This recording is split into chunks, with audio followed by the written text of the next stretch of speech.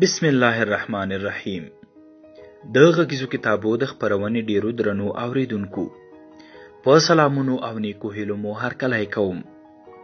د غږیزو کتابو د خپرونې په لړ کې مو دا ځل درته بریالي خلک څنګه وده کوي مهم کتاب چمتو کړی. هیله ده چې تر پایه را سره واورئ. د کتاب لیکوال جان میکسویل، ژباړن ایمل همدرد. ځواک په هر ژبه کې یو په زړه پورې کلمه ده چې له هیلهمندۍ سره یو ځای مخ پر وړاندې ځي. له هیلې سره یو ځای کیږي، د بریالیتوب ژمنه کوي او پر تحقق دلالت او ښکلا ته ګوتڅنډنه ده. ځواک هغه کلمه ده چې اساس پر امکاناتو ولاړ دی. یو ځل د بشر په توګه د خپل ځواک په اړه فکر وکړه. زه باور لرم حیران بشي. هیله لرم دا کار تر سره کړي. دغه څه یو مثبت فکر دی. ته ځاني ځواک لري. یقینا ستاسو شخصي ځواک هغه څه دی چې ته یې هغه کس چې کیدونکی یا به وي. له هغه وخته چې ته دغه کلمې لولې، زه په دې باور لرم چې ته خپل ځواک ته د رسیدو لپاره ښه قوي لیوالتیا لري. نو اوس پوښتنه دا ده چې څنګه کولای شي؟ ځواب: د ودې لپاره په خپله مخ پر وړاندې تګ دی. ته باید پوره ژمن واوسې. دا کتاب زما هڅه ده څو له تاسو سره مرسته وکړم او دا زده کړئ چې څنګه وده وکړئ او مخ پر وړاندې ولاړ شئ. نو دا غوره فرصت دی څو هغه کس شي چې ته یې غواړې رامنځته یې کړي. زما هڅه دا ده چې له تاسو سره مرسته وکړم څو سم چلند ته مو وده ورکړئ.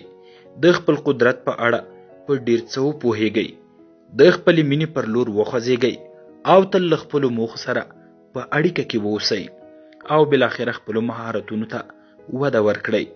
کله مو چې دغه څه وکړل، نو ته به په ټوله معنا هغه کس چې ته یې غواړې. لومړی، ژمن زده کوونکی اوسه. وده په یوازې ځان نه پیښیږي. څنګه کولی شي په هغه څه کې ماهره شي چې تر سره کوي یې؟ څنګه کولی شي خپلو اړیکو ته وده ورکړي؟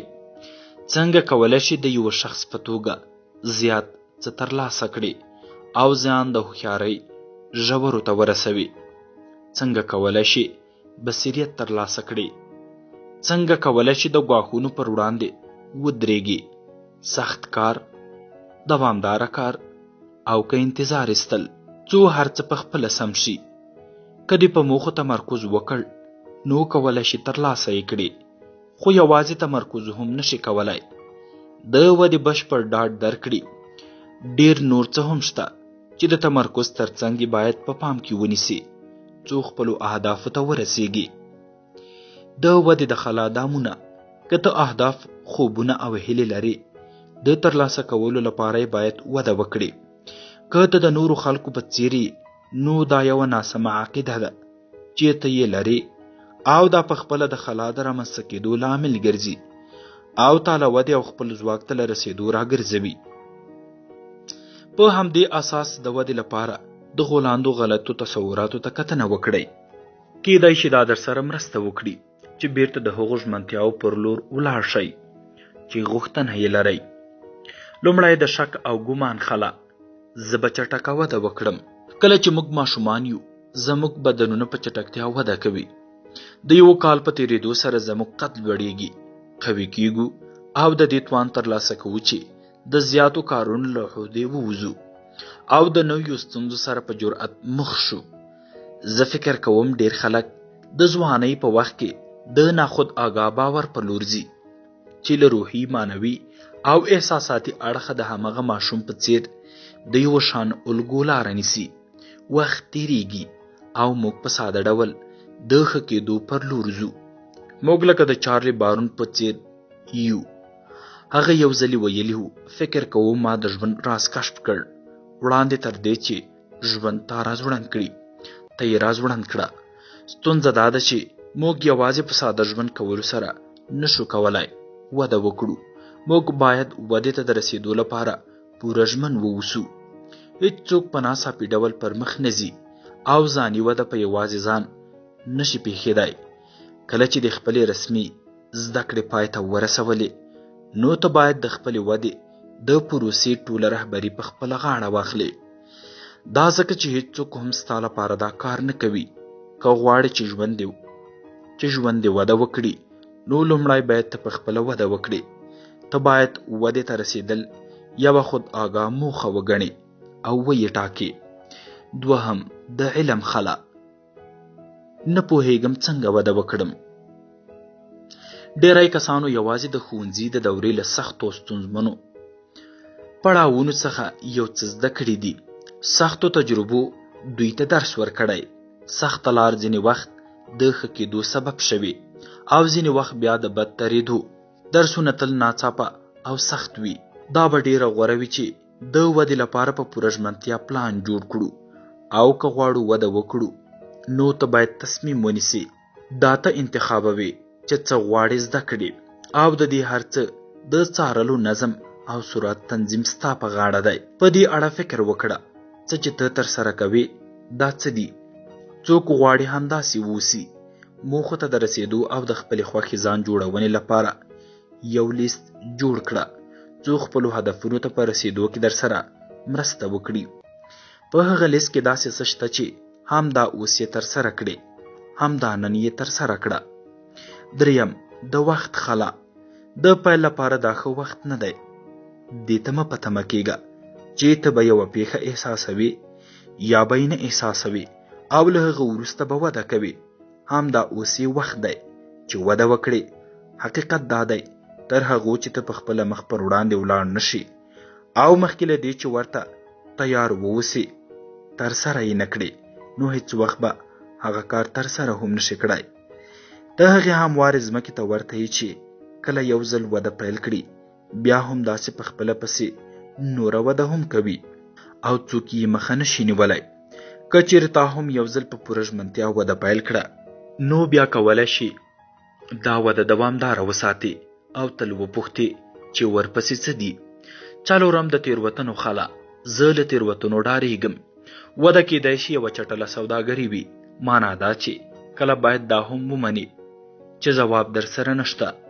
که یې ونه منې، نو دا بیا په خپله یوه بله غلطي ده. ښایي ځینې فکر وکړي چې د ځواب نه لرل به نورو ته تا کم عقل یا ناپوهه معرفي کړي. هر څوک د ځواب نه منلو له دې بهیرې څخه خوند نشي اخیستی. که غواړې وده وکړې، نو همدغه وخت د ثابتولو قیمت دی. که غواړې وده وکړې، نو د تېروتنو له پېښېدو باید هیڅ ویره او ډار ونه لري.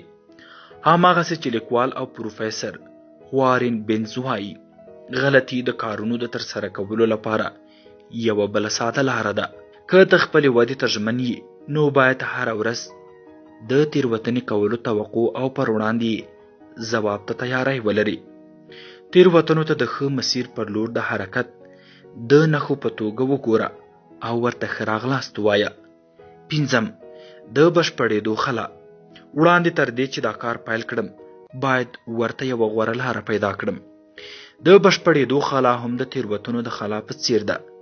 لیوالتیا دا ده چې باید غوره لاره ومومي، څو د پرمختګ له پلان سره سم پرې عمل وکړي. کله چې ما د ځاني ودې پر لور حرکت پیل کړ، نو دا هغه څه و چې ما پرې فکر کاوه، خو څه مې چې کشف کړل هغه پر شاتګ و. مې غوښتل سمه لاره پیدا کړم، نو ما باید خپل کار پیل کړی وای. دا په نابلده سړک د شپې لخوا حرکت ته ورته والی ښیي. بالاخره به ته وتوانېږي چې د حرکت پر مهال ټول مسیر ووینې او ورسره بلد شي. خو دا هر څه په تدریجي ډول ترلاسه کیږي. څومره چې پر مخ ځې، هماغومره د سړک یوه برخه درته ښکاري او ورسره بلدېږي. که غواړې د لارې ډیره برخه ووینې، نو حرکت دې باید دوامداره وساتي. شپږم، د الهام خلا. هیڅ داسې احساس نه لرم چې ترسره یې کړم. که تر اوسه د خپل حرکت پیل کړی نه وي، نو د ودې پر لور به په پوره چټکتیا د خپل حرکت لپاره د الهام احساس ونه لري. که دا صحیح وي، نو کله چې وایم وده آن تر لرې واټن پورې همداسې دوامداره وي، نو په ما باور وکړه. او د دې دلیل دا دی چې تا له وړاندې د ودې مزل پیل کړی دی. له ودې سره د نږدې پاتې کېدو علت هغه مهال کشفولی شي چې په دوامداره ډول خپلې ګټې سره راټولې کړي او د دې کار لپاره د نښې په ډول یو لرګی کېږده. له ځان سره دا تعهد وکړه چې پیلوي به او تر 12 میاشتو همدغسې د نښو ایښودو ته دوام ورکړه. که دا کار ترسره کړي نو له دې پروسې سره به په پوره مینې یو ځای وړاندې ولاړ شي او ته به په دې وتوانېږي چې د کال په پای کې وګوري او ووایي چې څومره لرې راغلی یم. د پرتلنې خلا نور له ما غوره دي. په لومړیو 10 کلونو کې مې د ځاني ودې پړاو په پوره ژمنتیا پر مخ یوړ. زه به تل په لټه کې وم چې د خپلو هیلو د پوره کولو لپاره څه ډول هڅه وکړم. ما به تل هڅه کوله چې د پرتلنې په خلا بریالی یم. ما دا درک کړه چې باید له خپلې کوچنۍ دایرې بهر شم او د لویو رهبرانو پر لور وخوځېږم. خو کله مې چې له خپلې ټاکلې محدودې د ټوپ کولو هڅه وکړه وویرېدم. دا ښکاره چې زه د ودې په ډله کې نه وم. د دوی سازمان له ما 6 چنده لوړ و. دوی له ما ډېر نور غوره نظریې لرلې. ما داسې احساس کاوه لکه ځان چې راباندې بوج وي او په اوبو کې د لامبو وهلو هڅه کوم. خو له دې هر څه سره سره به مې بیا هم هڅه کوله. ولې؟ ځکه ما کشف کړه چې غوره کسان تل دې تلیواله دي چې خپلې نظریې له نورو سره شریکې کړي او ما هم له دې کاره ډېره څه زده کړل. ته یوازې هغه وخت یو څه زده کوې چې نور له تا مخکې وي. دا سخت لیک دی خو دا هر څه یې ارزښت لري. که ته په دې پوه شې چې نور تر تا غوره دي نو مه ناهیلی کېږه. خوښ اوسه چې هلته هغوی شته څو له تا سره د لارې په ښودلو کې مرسته وکړي.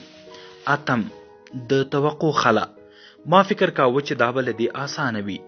زه هیڅ داسې بریالی کس نه پیژنم چې هغه فکر وکړي وده په چټکۍ کېږي او د غره څوکې ته ختل اسانه وبولي. دا هر څه یوازې نه پیښیږي. هر سړی په خپل بخت آزموي. دلته یې فرمول دی: تعهد جمع چلن جمع فرصت جمع عمل مساوي بخت. دا هر څه په پوره ژمنتیا پیلیږي. بدبختانه چې دا پروسه یو څه وخت نیسي. خو دلته یو ښه خبره هم شته. هماغسې چې جیم ران ویلي، ته نشي کولی په یوه شپه کې خپل سرنوشت بدل کړي، خو کولی شي خپل مسیر بدل کړي. که غواړې خپلو اهدافو ته ورسیږي او په پوره ژمنتیا سره د خپلې فردي ودې ځواک غښتلی کړي، نو دا هر څه به دې ژوند هم در بدل کړي. ژمنتیا ودې ته د رسېدو لار پرانیزي. هر څومره چې د فردي ودې پر لور په ژمنتیا ورنږدې کیږئ، هماغومره ژر درته لار پرانیستل کیږي. که ته هڅه وکړې، دا به ستا لپاره غوره وي، ځکه هر څومره چې خپل حرکت په خپل ځواک سره فعاله وساتي، نو ودې ته نږدې کیږي او دا بهیر چټکتیا مومي. د دې بدلون د راوستو لارې چارې په لاندې ډول دي. لومړی لویه پوښتنه وکړه. په لومړي کال کې چې کله زه د فردي ودې له ژمنې سره یو ځای شوم، نو هماغه وخت ما کشف کړه چې دغه به د ټول ژوند روانه پروسه وي. د کال په جریان کې مې په ذهن کې دا پوښتنه په دې بدله شوه چې دا بهیر به څومره وخت نیسي، د دې کار لپاره څومره لرې تللی شم. دا هغه پوښتنه ده چې همدا اوس یې باید له ځانه وپوښتې. دا نه چې ته به یې په ځواب کې وتوانېږې، خو پیل مهم دی. ما د ودې دغه سفر 40 کاله وړاندې پیل کړ، خو تر اوسه مې دې پوښتنې ته ځواب نه دی ورکړی. دا پوښتنه به له تا سره مرسته وکړي چې د واټن په نشتوالي کې تا ته مسیر وټاکي. په ژوند کې دې چیرې غواړې ولاړ شې، په کوم مسیر غواړې ولاړ شې، تصور کولی شي چې څومره به لرې ولاړ شي. د دغه پوښتنو ځوابول د ځواک پر وړاندې ستا د فردي ودې د سفر پیل دی. د هرې ښکلا هیله چې لرې کولی شي ټول هغه څه ترلاسه کړي چې تا له وړاندې ورکړي وو. تا ټول هغه څه پر ځان د پانګونې په نیت کړي وو. هر څومره چې کولی شي ځان دې ښه جوړ کړه. هر څومره چې ته ورسره کار وکړې، هماغومره دې ځواک غښتلی کیږي او تر لږ واټن پورې باید ته د تګ هڅه وکړې. دوهم، همدا اوس یې ترسره کړه. تر ټولو لویه ستونزه چې همدا اوس ورسره مخ یې هغه فکر دی چې ډیری کسان وایي د خپلې ودې لپاره به لږ وروسته خپل حرکت پیل کړم. هڅه وکړه چې په دې ګرداب کې ګزار نشي. د دې کتاب په لوستو سره تا له وړاندې دا پروسه پیل کړې ده. مه ودرېږه، همداسې خپل ګامونه ګړندي ساته. داسې یوه سرچینه وټاکه چې ستا د ودې په برخه کې در سره مرسته وکړي او له همدې نن څخه خپله زده کړه پیل کړه. 3 د ویرې له عامل سره مقابله وکړه. موږ ټول ویریږو، خو له ویرې د خلاصون لپاره یو ښه خبر هم شته. موږ ټول باور لرو هغه پوښتنه چې ته یې باید وپوښتې. د ځواکمنېدو لپاره باید زه کومو احساساتو ته اجازه ورکړم. ستا ځواب مهم دی، ځکه ځواکمن احساسات تل ګټونکي دي. زه غواړم تا وهڅوم څو خپله باور او عقیده تغذیه کړې او له خپلې ویرې سره مبارزه وکړې. 4 له ناڅاپي پرمختګ څخه ژمن پرمختګ ته واړوه. خلک تل آرامه ژوند ته لیوالتیا لري. دوی دې آرامۍ ته د نري سیم یا مزي په کچه لاره مومي او دوی هیڅ وخت نه غواړي دا نری کرښه ماته کړي. دوی که چیرې دغه کرښه ماته هم کړي او پر ناسم لوري بوتلل شي، د دې وړتیا لري چې له یو څه مودې وروسته بیرته بیا د ځان لپاره مخ پر وړاندې تګ ته لاره خلاصه کړي. که دوی له دې څه زده کړه کړې وي نو دا به یو خوښونکی تصادف وګڼل شي. تاسو هیڅکله هم اجازه مه ورکوئ چې دغه څه در سره پیښ شي. که دا هغه چلند وي چې تا پرې وده کړې ده نو ته به په ښه ډول مخ پر وړاندې ځې. څو دا په یاد ولري چې د آرامۍ او قبر ترمنځ یوازینی توپیر ترمنځ شته فاصله ده. که غواړې خپل ځواک ته ورسیږي او هغه څوک درنه جوړ شي چې ته یې غواړې، نو ته باید د ژوند له تجربو هاخوا مزل وکړې. او زه هیله لرم چې پر دې لاره هغه څه ته چې اړتیا ده زده او ترلاسه کړې.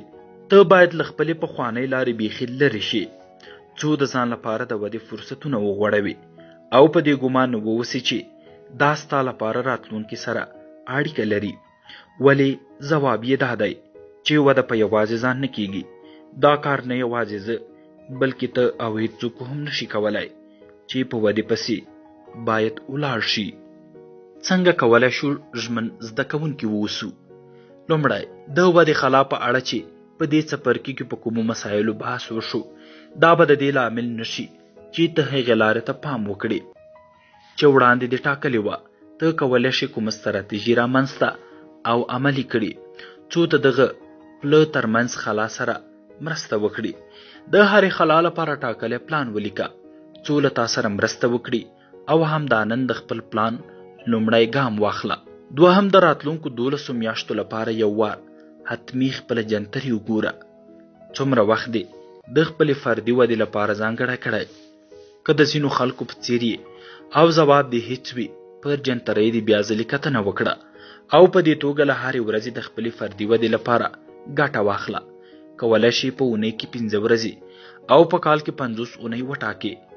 هر څه ته چې اړتیا وي ته باید هغه ترسره کړې. 3 هم دا اوس یې پیل کړه. دا مهمه نه ده چې د ورځې په کوم وخت کې ته دغه توري لولې. له ځان سره هوډ وکړه چې د ودې پر لور به همدا نن او همدا اوس حرکت پیلوي. وړاندې تر دې چې ویده شي یو ځانګړی وخت ورته وټاکه. دا هم د نن او راتلونکو 5 ورځو لپاره ورته وخت ځانګړی کړه. ته باید د ستړیا احساس ونه کړې. په هر حال چې کیږي باید ترسره یې کړې. 2 ځان پیژندنې ته مو وده ورکړئ. د مخ پر وړاندې تګ لپاره باید ځان وپیژنئ.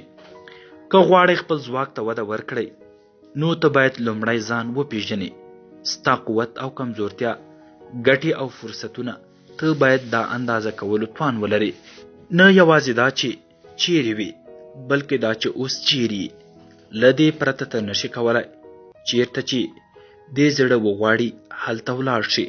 په ډاډ سره باید ووایم چې ته کولی شي هر څه زده کړې، خو ته باید همدا نن ټول هغه څه وکاروي چې غواړې ترسره یې کړې او دا کار له پخوانیو تجربو څخه تر ګټې اخیستنې وروسته کولی شي چې د ودې پر لور حرکت وکړي.